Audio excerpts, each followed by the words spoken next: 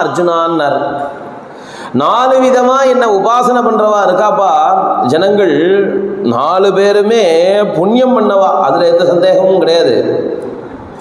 ஏன்னா புண்ணியம் இல்லை அப்படின்னு சொல்லியாச்சு அப்படின்னு சொன்னாக்க அவளால் சுவாமியே ஆராதனமே பண்ண முடியாது. சுவாமி பக்தி எப்போ பண்ணணும் அப்படின்னு தோணிடுத்தோ அப்பயே அவ ரொம்ப நல்ல புண்ணியம் பண்ணியிருக்கா அப்படிங்கிறது தெரியாது. அதனால ஜனாகா சுக்ருத்தினஹா அர்ஜுனா, நல்ல காரியம் நிறையா பண்ணவா என்ன 4 விதமா உபாசனை பண்றா. எப்படி? முதல்ல எடுத்தோன்னே சொன்னார் ஆர்த்தகா, மனசளவுல ரொம்ப கஷ்டப்பட்டவன்.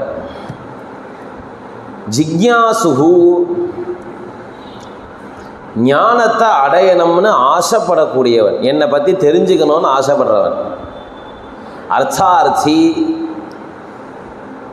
எனக்கு அது வேணும் இது வேணும், கல்யாணம் ஆகணும், புள்ள பிறக்கணும், பணம் வேணும், படிப்பு வேணும், இப்படின்னு எதையானும் ஒரு வேண்டுதலோட கூட காமனையோட பக்தி பண்ணக்கூடியவன். ஞானீச்ச பரத ரிஷபா, ஞானி என்ன தெரிஞ்சின்றவன். இந்த முதல் கேட்டகரியில் இந்த ஞானி சொல்லாததுனால இந்த மீதி 3 பேருக்கும் சுவாமியை தெரியாதுன்னு தெரியறது. சுவாமியை தெரிஞ்சுட்டதானா, சுவாமியை பார்த்துட்டோமே ஆனால் நம்ம இந்த முதல் 3 கேட்டகரியில் வரமாட்டோம்.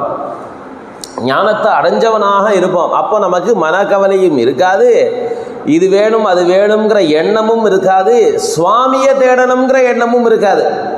அப்போ இந்த 4வது கேட்டகரிங்கிறது ரொம்ப பல காலம் பல ஜென்மங்கள் எடுத்ததுக்கு அப்புறம் பகூனாம் ஜென்மனாம் அந்தே ஞானவான் மாம் பிரபத்யதே, ரொம்ப நிறையா ஜென்மா எடுத்து முடித்ததுக்கு அப்புறம் ஞானவானா ஒருத்தன் மாறி என்னை ஆசிரிக்கிறான்பா. அது பரியந்தமாக அத்தனை ஜென்மாக்கள்லையும் அவன் எப்படி பக்தி பண்ணுறான்னா இந்த மீதி 3 கேட்டகரி தான். ஒன்று கஷ்டப்படுறவன், இன்னொன்று தெரிஞ்சுக்கணும்னு ஆசைப்படுறவன், இன்னொன்று வேறு ஏதான ஒரு வஸ்து வேணும்னு ஆசைப்பட்டு கற்றுக்கக்கூடியவன். இந்த 3 விதமாகத்தான் ஜனங்கள் என்ன உபாசனை பண்ணிட்டு இருக்கா. 4வதாக ஞானியாக இருக்கக்கூடியவன் உபாசனை பண்ணுறான். அப்போ இந்த